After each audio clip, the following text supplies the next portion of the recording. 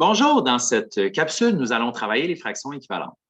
Des fractions équivalentes sont des fractions qui ne sont pas représentées de la même façon, mais qui représentent la même quantité.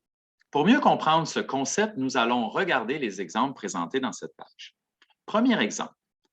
Représente la fraction 1 demi dans un disque partagé en 4 sections identiques.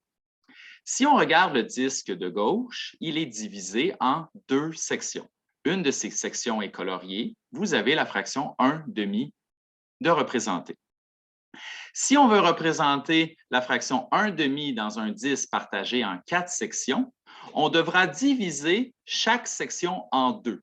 Ainsi, nous obtiendrons 2 fois plus de sections, ce que vous pouvez réaliser dans le disque de droite.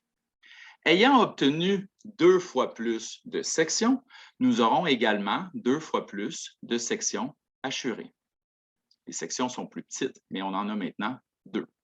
Ce qui fait en sorte que 1 demi est équivalent à 2 quarts. Ce sont ce qu'on appelle des fractions équivalentes. Elles représentent la même quantité. 1 demi et 2 quarts sont des fractions équivalentes. Deuxième exemple. Représente la fraction 5 huitièmes dans un rectangle partagé en 24 sections identiques.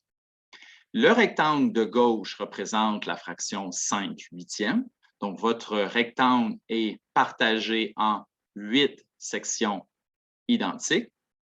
Si nous voulons le partager en 24 sections, soit le rectangle de droite, nous devrons diviser chacune des sections en 3, ce qui aura comme effet qu'on aura 3 fois plus de sections.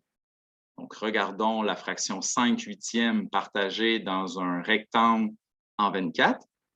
Donc, ça fait 1 huitième, 2 huitièmes, 3 huitièmes, 4 huitièmes et 5 huitièmes.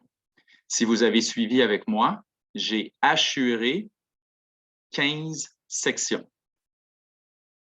Ce qui fait en sorte que 5 huitièmes et 15 24e sont des fractions équivalentes. Elles représentent la même quantité.